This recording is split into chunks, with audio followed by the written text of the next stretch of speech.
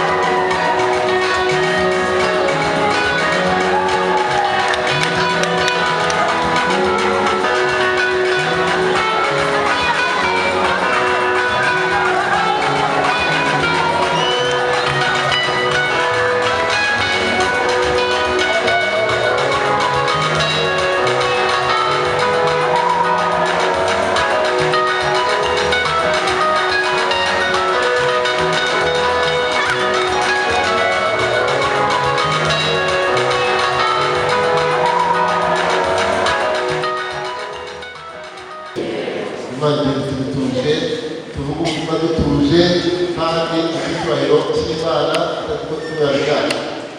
tubikoze kubw'icyubahiro cyacu mu gatuza ntacyo byaba bimaze sibyo ariko rero isaba Imana nizo mbaraga zo kuza gutambutsa ubutumwa bwacu bateguye muri iyi minsi yose itambutse kuva mu ikanisa muri paruwasi mu Cyikoni tukageza ku rwego rwa diyoseze mureke rero duce bugufi imbere y'Imana tuyiragize kugira ngo uyu mwanya ube wanyamisha dusenge Imana.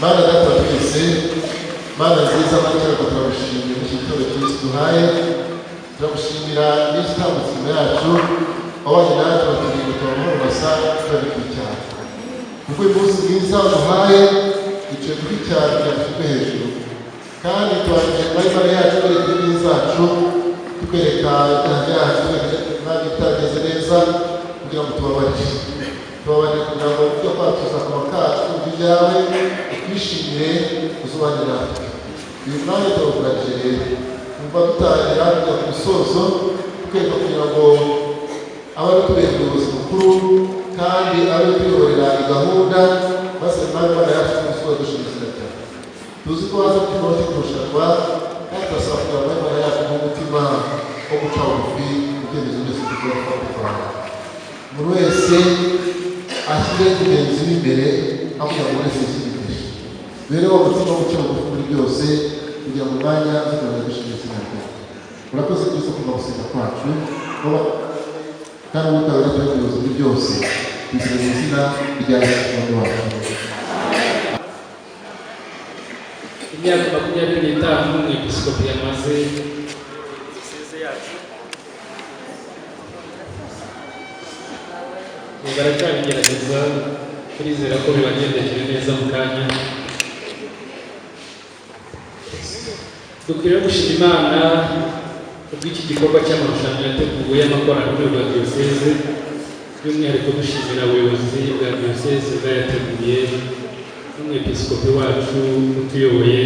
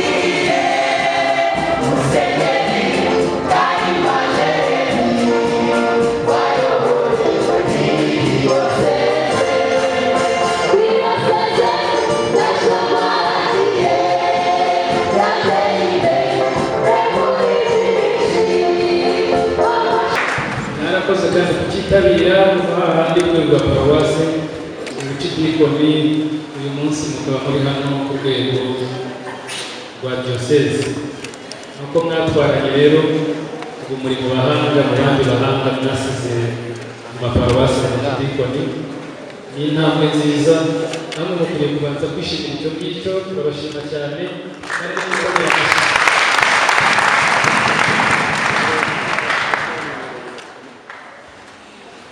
turabashimira kandi uburyo mwateguye ubutumwa bwiza mu bihangano byanyu. Ni igikorwa tugiye gukora uyu munsi turushanwa, gisa naho kirangiye ariko indirimbo zizagumaho. Ubwo rero ni ubutumwa bwiza bukozwe ku buryo abantu bazabwumva mu bintu bitandukanye. Iyo ni nawo umusaruro ukomeye ukwiriye kwishimira ko mufite ibihangano byiza bizakomeza kuba ubutumwa bwiza na paruwasi ubucidikoni. Ndagira ngo rero twibukiranye ku mabwiriza y'amarushanwa kuko mwayanyuzemo, kandi icyegeranyo cy'amanota kirerekana ko korali zose ziri ku rwego rwiza rwose. Mwariteguye, biragaragara ko ikintu mwashyizeho imbaraga mu buryo budasanzwe. Namwe nimwongere mwishimire mwiza.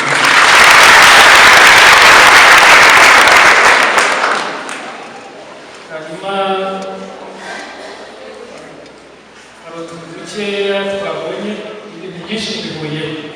Abantu mwumve intego ya diyoseze kandi mwumve uburyo Imana yadufashije tukubaka ubwami bw'Imana mwese dufatanyije.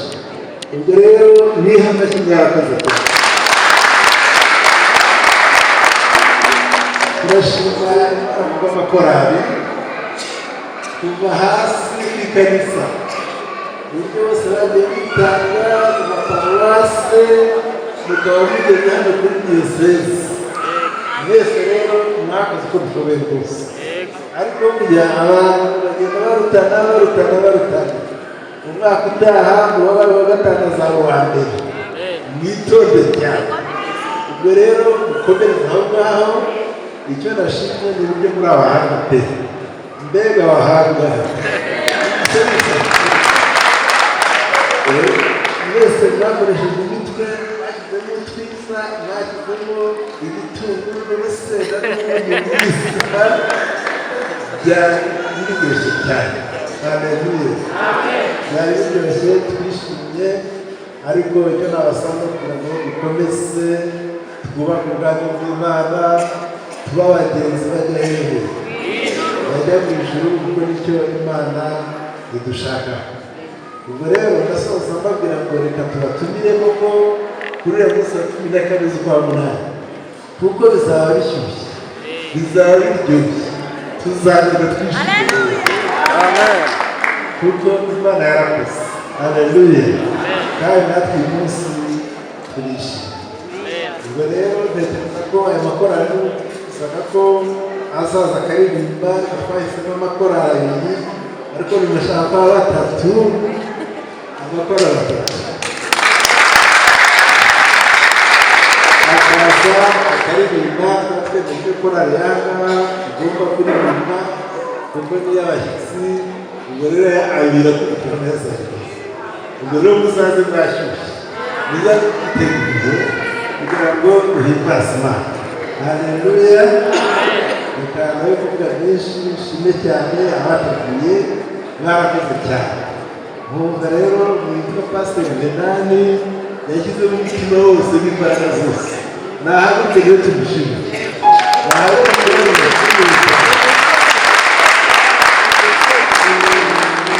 Nibajije batanga amanota uko nabyifatamo. Ubwo rero rwose abatanze amanota, Imana ibahe. Muhaguruke rero tubashimire kuko mwakoze cyane. Abatanze amanota bashimire.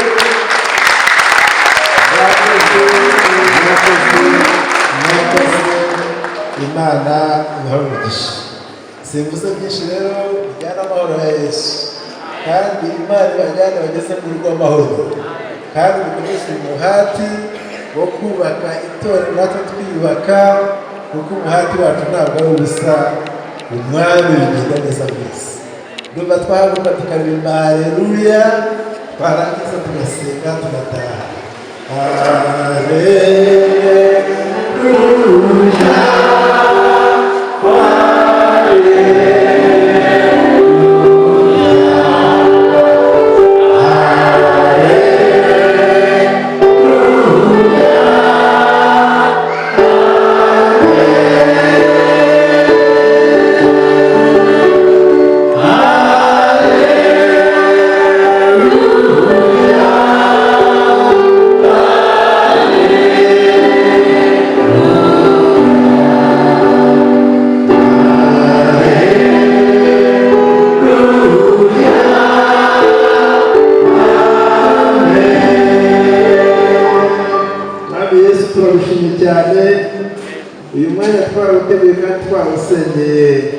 Turagushima kubwo ibitangaza ukora icyoro n'ikibi cyawe, kandi ni byiza ko guhimbaza kuko uri guhimbaza. Uri Imana yaturinze, uri Imana yatugiriye neza, uri Imana ibungabunga ubuzima bwacu. Twareba ibitangaza ukora no kuko tukavuga ngo haleluya. Warakoze kutugirira neza, warakoze kutwubaka, warakoze gukora diyosezi ya Shyogwe ukayivana ahantu hakomeye, aho tugejeje turagushimiye rwose. Ndetse uyu mwanya reka tugukomere amashyi twese. Turagushima kubwo aya makorali yose, turagushima kubwo ubwenge wabahaye, turagushima kubwo guhimba neza, turagushima kubwo kuguhimbaza. Ni ukuri icyubahiro n'ikibi cyawe. Nuko rero tugirire neza, kandi dusubire iwacu amahoro, utujyane ntihagire ikintu kibi kiba, ahubwo tugende tuguhimbaza twese. Kandi turinde mwami kumva tutishimye, ahubwo twishimire muri wowe, kuko tubwira ngo mubeho byose tugomba kugushima.